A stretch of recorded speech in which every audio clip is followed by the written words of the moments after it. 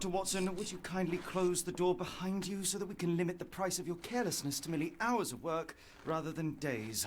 My apologies, Mr. Holmes. I found myself rather taken aback. I saw tidier houses in war-torn Afghanistan. Are those my surgical needles? I ran out of tacks and the matter required immediate attention. Was that my supper? Plainly not, for I was the one who ate it. I set it aside for this evening. And for that I am grateful. Is that my bed?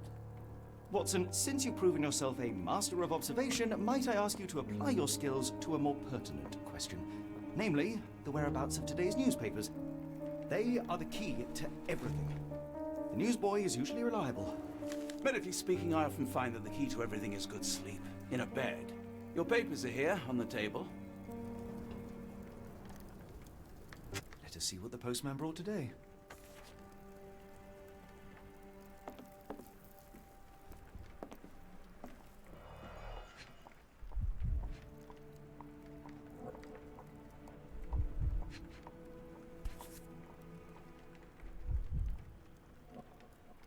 Your order from Barnes' bookshop has arrived, Doctor.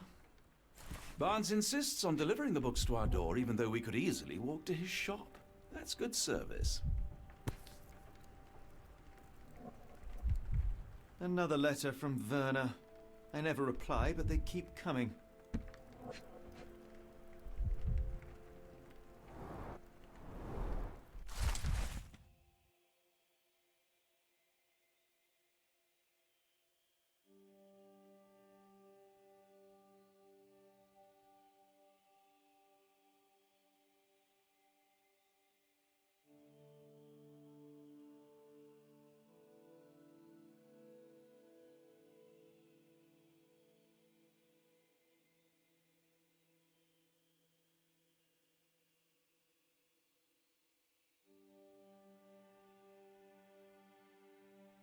Local gossip, all of it uninteresting.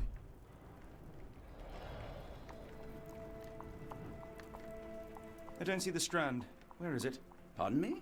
I am on the precipice of uncovering a pattern of crime across London spanning many months and involving many men. The missing paper cannot be a coincidence. That's preposterous. My dear fellow, life is infinitely stranger than anything which the mind of man can invent. Well, life used your newspaper to wipe its posterior, so after that unpleasant discovery this morning, I disposed of it. But in lieu of the Strand, perhaps I can deliver you something equally tantalizing. I have just returned from a patient of mine, Captain Stemwick, who... No, that will not do. Grab your coat, Dr. Watson. Let us hope nobody has collected the dustbin.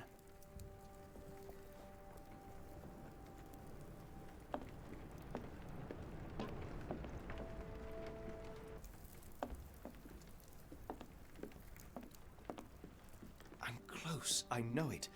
I just need one more piece to crack the case.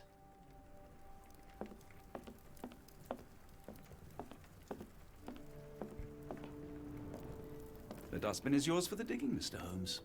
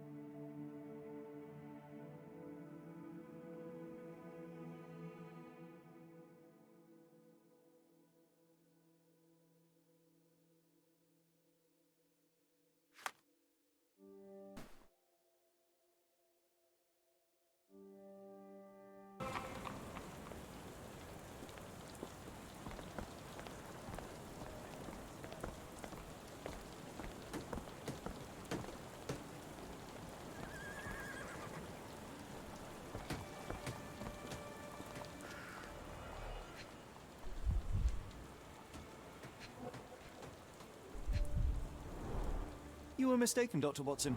The paper was indeed dirtied, but not how you implied. It's potting soil.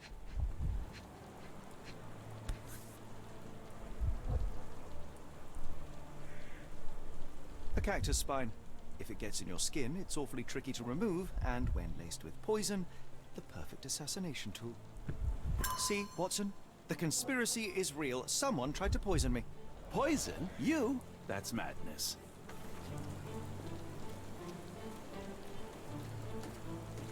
Do you even have enemies that would want to kill you? Okay, perhaps from Cordona. How about that Vogel fellow? He seems Get the rather Strand. obsessed. Get your copy of the Strand Would he here. do something like this? Why go through all this scheming to murder you? A spine stuck to the newspaper is hardly lethal. Get the Strand. Get your copy of the Strand here. A ruined newspaper is hardly the end of the world. We can always buy another. A ruined newspaper is hardly the end of the world. We can always Get the buy Strand. another. Get your copy of the Strand here. Sorry, Mr. Holmes. I just sold my last paper. Blast. Then why are you still here? Boss pays by the hour. No sense in returning early.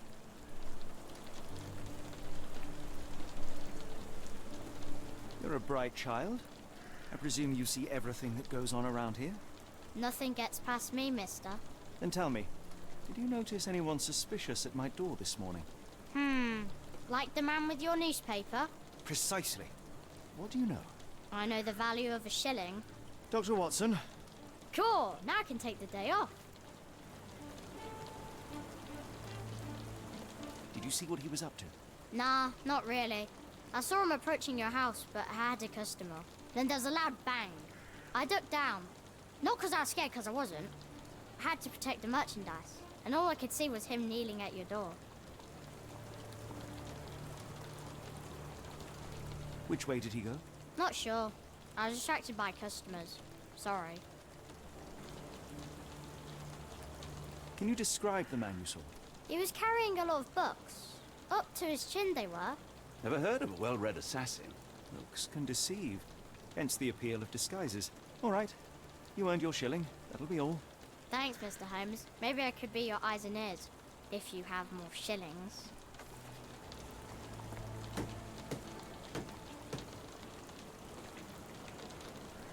Get the Strand. Get your copy of the Strand here.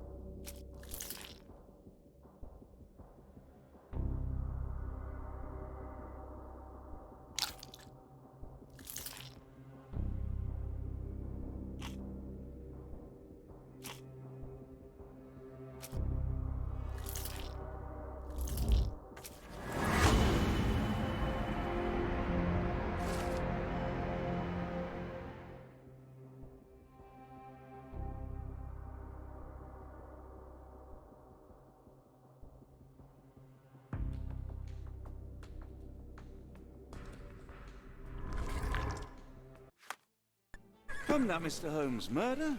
Yes, Barnes has his quirks, but he also has his scruples. Not every pawn knows it's part of a game.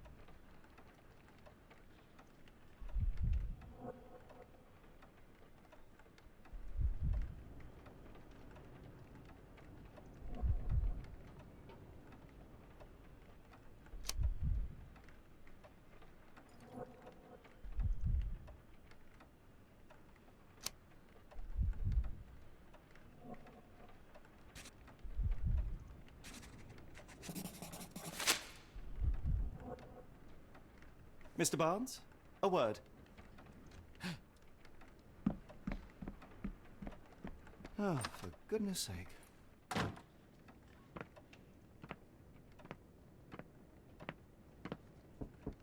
Who goes there? Sherlock Holmes. Now will you please... Mr. Holmes. Golly, I did not see you come in. Would you care to answer some questions for me? Well, I wish I could, but I am deep in the weeds with work. How about we reschedule in a month or two? Come now, Mr. Barnes. It will only take a moment. Really deep in the weeds with important things. Well, help yourself to any book. Just take it and pay later. I trust you, Mr. Holmes. Barnes doesn't seem like himself. Why is he acting this way? You're asking the right questions, Doctor. Let's find a way to coax him out.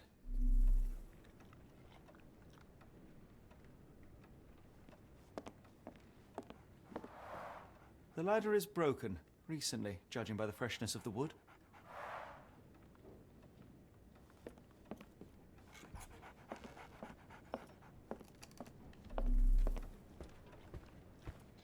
So, Barnes has a dog now. Who's a good boy? Apologies, but I can't hear you. Please come back later.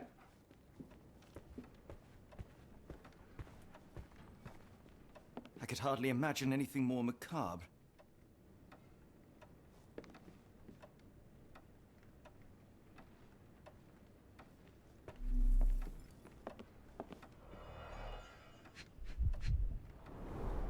Basics of cryptoanalysis, cryptography in Egypt. It appears Barnes has an interesting hobby.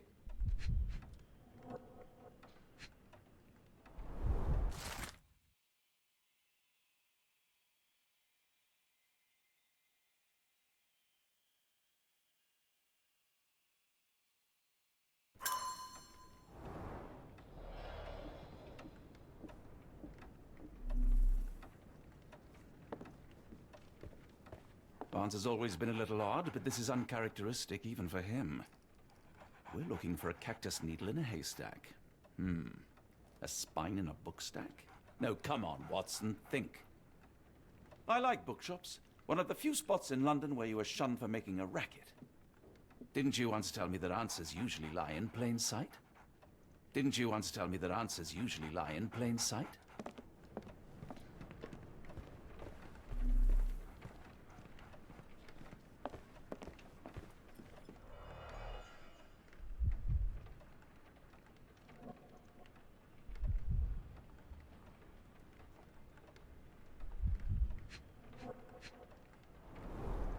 An improvised stand, but it does make the flowers more visible. In the language of Mycroft's secret agents, it's a sign. Dried flowers are replaced when the job is done. I wonder who the recipient is.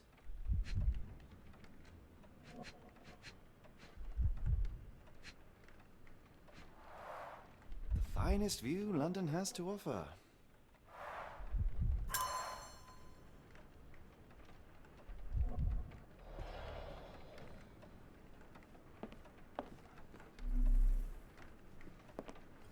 Didn't you once tell me that answers usually lie in plain sight?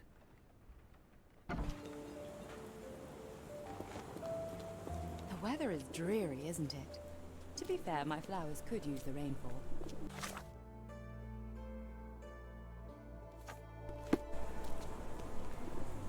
I should have worn something warmer. Hello there. People don't What's tend your to name? plant flowers. Lily. I know, not very original. Have a look at my flowers. They will not...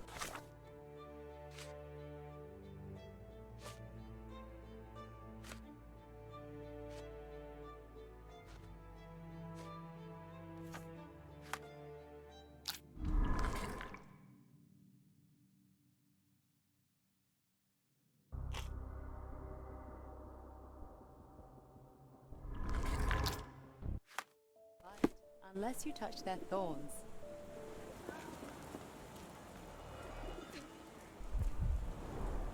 Encouraging people to stop and smell the roses? Our national emblem. God save the Queen.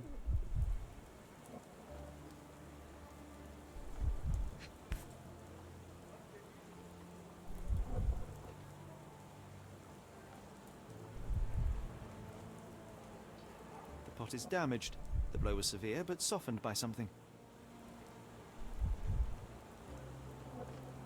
Familiar spine. Is this what I found in my dustbin?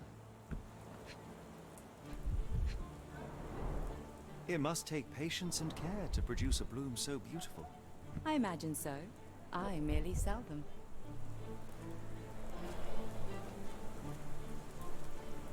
Anything tickle your fancy, Mr. Holmes?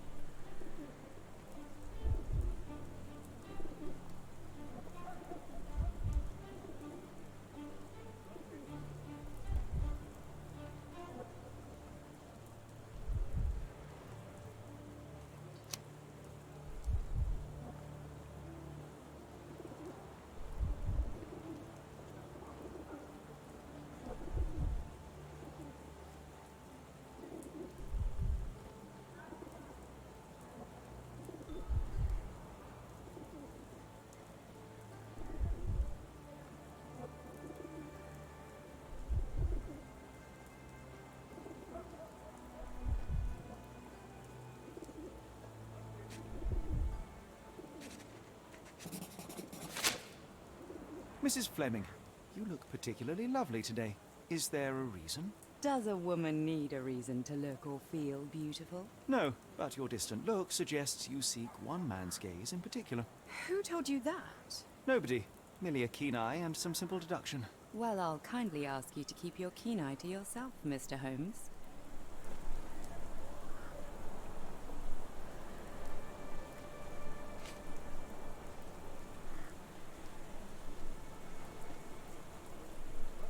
One of these things is not like the other. Come again?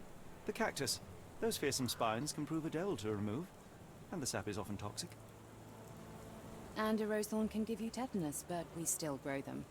The cactus seems comparatively harmless, though you have me thinking it must be valuable. I was under the impression that you knew its price already. Your guess is as good as mine.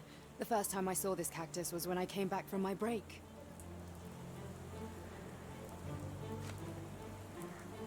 Mr. Holmes?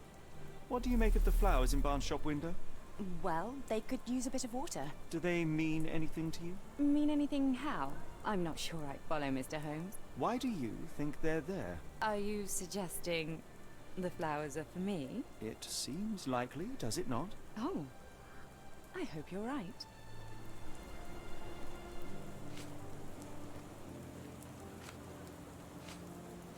Are you familiar with Mr. Barnes? Yes. No, not really. Well, in a way. What on earth does that mean? I know who he is, of course, but we haven't shared much more than a look. A look? Yes. Each morning I go for a walk in the park with my dog, and most days I spot Mr. Barnes there with his new puppy, so we see each other. Actually, we once met briefly while our dogs played. He was quiet and seemed unsteady as he approached, but since then, we've never spoken. I often see him staring through the shop window. Sometimes I wonder what he thinks about that would etch such longing onto his face.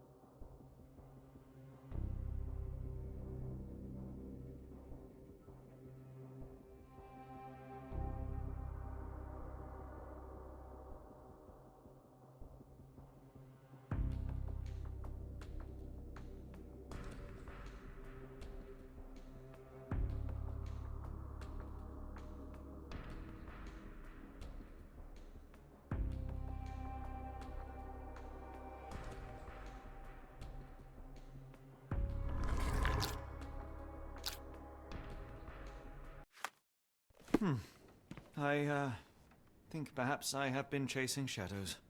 Do not despair, Mr. Holmes. Even the best of us make mistakes. We better tell Mr. Barnes what we've learned. Didn't you once tell me that answers usually lie in plain sight? Mr. Barnes, I know what you did, and I know why you did it. I'm sorry, Mr. Holmes. I can't hear you very well from behind the door.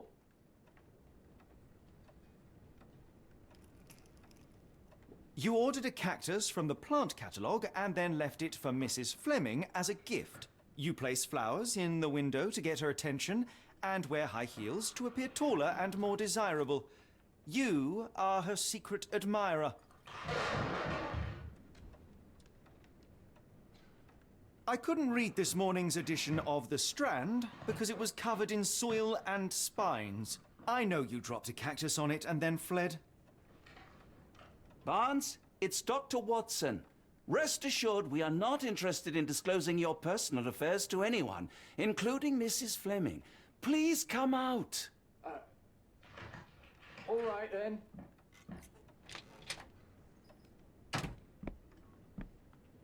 So, you know what happened then? I was on my way back from the post office, having picked up the cactus and some books. It was quite an awkward package, heavy too, and when I got to your door, I dropped the cactus and your paper. Forgive me. I needed that paper to prove a theory and prevent a crime. Your actions were rather disruptive. Your clumsiness carrying the post is matched only by the clumsiness of your romantic gesture. Oh, it's true. I am useless with this sort of thing. I'm not even sure if Mrs. Fleming noticed. As in most things in life, truth is the answer. Cease with the obtruse signals and anonymous gifts, and simply talk to the woman. What is the worst that can happen? She rejects you, and you are freed from this endless purgatory. That... Yes, you are correct, of course. I do have a slight tendency to overthink things. Thank you. So, at last, we return to the matter of the paper. I'm investigating a string of burglaries.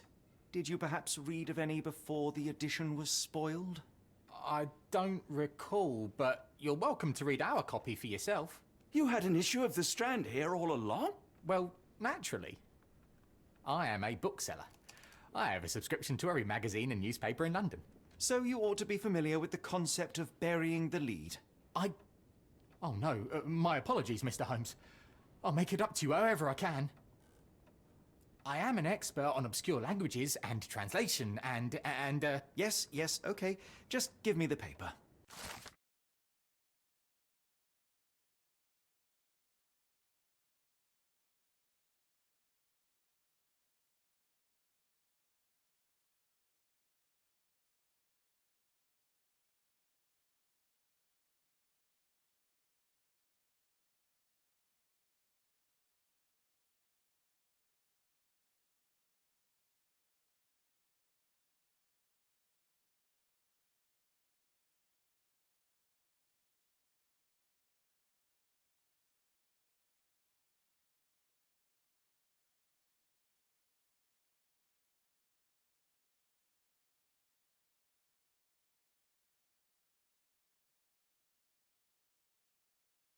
Come, Dr. Watson.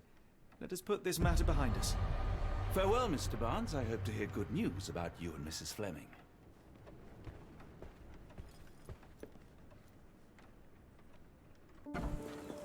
Well, that was an utter waste of time. An assassination did seem rather unlikely. There was supposed to be another burglary. I was certain of it. Something you wish to say, Doctor? No. Well, only that you have a remarkable faculty for deduction and pattern recognition, and that perhaps, if ill-applied... I see things that are not there. Yes. It is London. There will always be burglaries. Doesn't have to mean anything. So it seems. Forgive me. Without something to occupy my mind, I turn into an entirely different animal. Which brings us back to my news from earlier. I think I have a case for you, a real one. Truly? Indeed. Though perhaps not as thrilling as your stories from Cordona. A patient of mine, Captain Stenwick, told me that his servant disappeared. I said I knew just the man to help. What do you say? Oh, Watson. Yes, I know it's not the most tantalizing mystery, nor the story to launch my writing career, but... It's brilliant. Let's go. Oh, good. Well, his house is nearby. Come.